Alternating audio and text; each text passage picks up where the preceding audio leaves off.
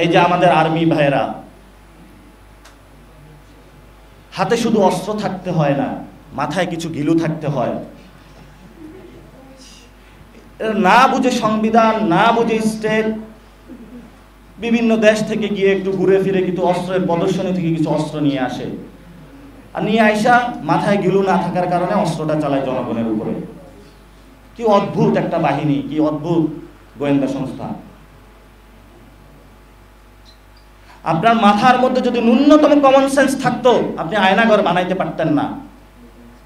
ন্যূনতম common sense থাকলে এই পরিস্থিতিতে আপনি একাকারের পায়তারা করতেন না।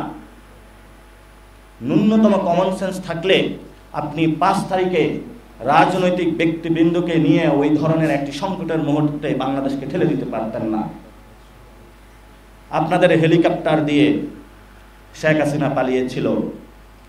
আমরা ইতিমধ্যে রিপোর্ট পাবলিশ হয়েছে, যখন 5 তারিখে ভারতের বিভিন্ন জায়গায় স্বরাষ্ট্র পররাষ্ট্র ইন্টেন্স মুভমেন্ট সেখানে চলতেছিল, শেখ হাসিনা তাদের কাছে আবেদন জানিয়েছিল, আমার দাদা বাবুরা অনেক সার্ভ করেছি, আমার জন্য একটা হেলিকপ্টার পাঠাও।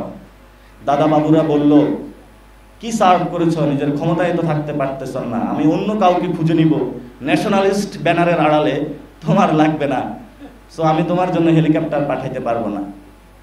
কিন্তু এই যে তারিক সিদ্দিক থেকে শুরু করে যারা ছিল, পেটগুলো অনেক বড় বড় করছে খেয়ে, বলতেছে কিছু তো দায়বদ্ধতা দিতে হবে, আমার জনগণের তেলের টাকা, রাষ্ট্রের টাকা হেলিকপ্টারে করে একটা খুনি হাসিনাকে তারা ওই দেশে পাঠিয়েছে। ভিডিও আপনারা দেখেছেন না? এগুলো কি বাংলাদেশের মানুষের মনোমগজ থেকে মুছে যাবে? আমরা ইতিহাস বলি নাই। এখন আমাদের সামনে ভয় দেখানো হচ্ছে যে তোমাদেরকে মেরে ফেলবো, আর আমরা তো মরেই গেছি, কিভাবে মারবেন?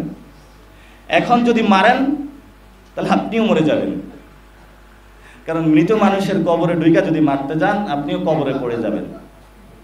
এজন্য বলবো, অস্ত্র যেমন আছে আপনার কাছে, মাথায় কিছু সংবিধান, স্টেট, এই বিষয়গুলো নিয়ে নিজেদেরকে, এখনো সময় আছে, নিজেদের মধ্যে জাগরণ তৈরি করেন।